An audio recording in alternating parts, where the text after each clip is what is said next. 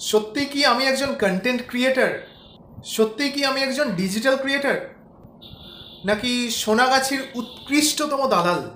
আমি সেই ব্যক্তি যে পতিতাপল্লীর মেয়েদের শারীরিক বিবরণ দিয়ে বাবুদেরকে আকৃষ্ট করে যৌনপল্লীতে পাঠিয়ে দিই, আর মাঝখান থেকে দু তরফ থেকেই কিন্তু কমিশন খাই। যে মেয়েটার কাছে পাঠালাম তার থেকেও কমিশন নিই, আর যে বাবুকে পাঠালাম তার থেকেও কমিশন নিই। হঠাৎ করে আমার কথাটা শুনে ঘাবড়ে গেলেন নাকি?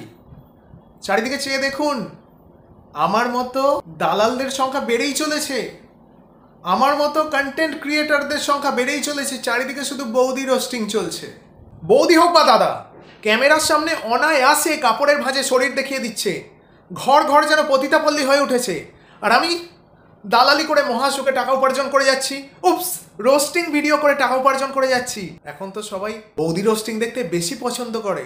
আসল মূর্খ হচ্ছে সেই সমস্ত বাবুগুলো যারা দালালদের হাত ধরে পতিতাপল্লীতে ছুটে যাচ্ছে।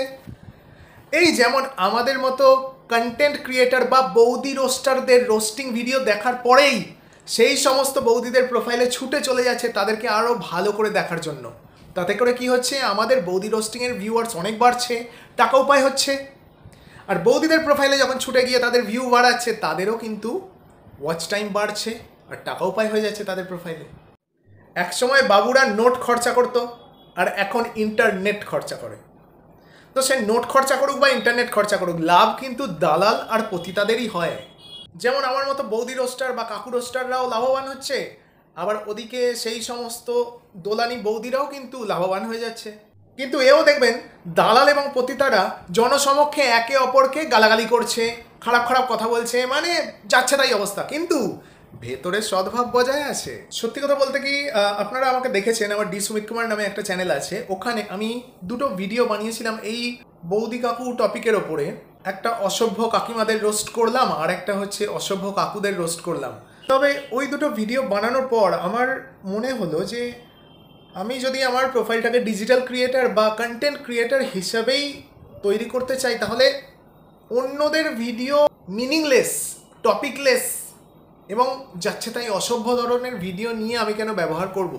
তো সেই জন্য সেখান থেকে সরে আসা। দেখুন, অনেক কন্টেন্ট ক্রিয়েটার আছে যারা ভালো কন্টেন্ট ক্রিয়েট করছে, খুব সিরিয়াস কন্টেন্ট ক্রিয়েট করছে, অথবা খুব ফানি কন্টেন্ট ক্রিয়েট করছে।